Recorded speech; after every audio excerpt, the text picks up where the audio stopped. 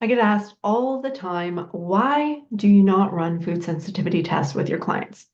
And the answer is really simple, is they suck. I used to run food sensitivity tests. I used to run the LCAT, the MRT, IgG testings, Cerex panels, all of them. I ran them. That's way back in the day when I started working as a practitioner, now over 8 years ago. Saying that always makes me start to feel like I'm getting a little old. Um, but I used to run them, and I know firsthand that they don't make you better. Taking a lab and finding out that these foods don't work for your body, cutting them out is not going to make your body better. It's not. You want to fix why are you reacting to these foods? Now, there's another thing that I started running into is I could run 3 or 4 different labs on somebody and they would all give different results. And I even did some experimenting. I ran different labs on different people, a week apart, and I got different results. I also found that some of the labs were not really making sense with what was happening in reality, like the IgG test. It's one of the ones that it doesn't correlate because if you have not eaten the food in the past 48 hours, you're not going to have a huge response. And some people are having responses to food they have never eaten in their lives. And then they retake that test and it would show something different. And so say you were running something like the MRT and it tells you to cut out these foods for 6 months. And then you rerun the MRT and you're now sensitive to the new foods that you've added in. And then you have to run another MRT 6 months later and you keep going on this cycle forevermore. And there is no healing. There is you running a lab, you cutting out foods. And in my program, I really don't believe in cutting out all of the foods unless you have an IgE reaction, which is very different. If you are allergic to something like peanuts and you eat it and it causes your throat to swell, then you should not eat that. But when it comes to these small reactions to foods, we want to realize that one, we can't live in a bubble. And two, if we start cutting out all these foods, we're just going to become more hypersensitive and eventually we will have no foods that we can eat.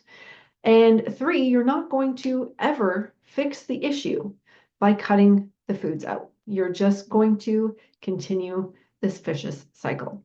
So what we want to do instead of cutting out foods, we want to cut out toxins. A lot of times you're not reacting to gluten. You're reacting to the chemicals that are coupled with the gluten and that your body is used to seeing with the gluten. So if you buy bread from the grocery store and it has preservatives and artificial colorings and artificial flavorings and pesticides and GMOs and really crappy forms of wheat that has been hybridized and changed to have high levels of gluten, you're going to react to that because it is toxic. It's not the gluten, it's the chemicals. So we want to go back to a traditional way of eating. We want to look at what people were eating on the farm 100 years ago before we really screwed it up. And we want to go back to that. Now, can we? Not completely. It's not possible. There's too much toxins in our environment and our soil is too depleted. But we can work and cut out a lot. Again, we can't live in a bubble, and it doesn't mean you have to eat perfect all the time to heal. I have a whole video on treat meals and why you don't have to cause yourself so much anxiety trying to be perfect with your diet all the time. A healthy body can handle some toxins. A healthy body can handle a treat meal. We want to work on getting our body healthy. We don't want to just sit here focusing just on our diet. Don't get stuck on only one thing. Our diet is a very important part. We definitely want to clean things up. We want to eat real foods. We want to buy from the farm. We want to buy good quality produce. We want to have raw dairy instead of pasteurized dairy. We want to have good quality eggs and meat, and we want to eat good quality breads. Yes, I actually do eat breads. I was gluten-free for a long time, guys. If you name a diet, likely I have tried it, and I did not heal on any of those diets. I did not heal.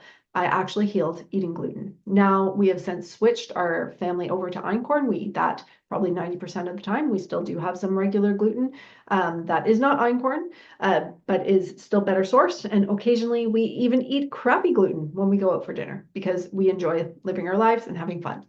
But again, it's all about getting our body healthy. and is why we want to, yes, clean up our diet, but we want to see, where is this inflammation? How can we address the inflammation? How can we rebuild our body? How can we get our body stronger? So that's why I don't run food sensitivity tests. Take the money that you would spend on a food sensitivity test and put it into a lab that is going to give you information on what your body actually needs to heal, like organic acids, genetics, and full blood panel. I have that all in my 6 essential test video. So like and subscribe to the channel. Go check out that video. And if you're looking for a practitioner, go to www.sgintegrativehealing.com.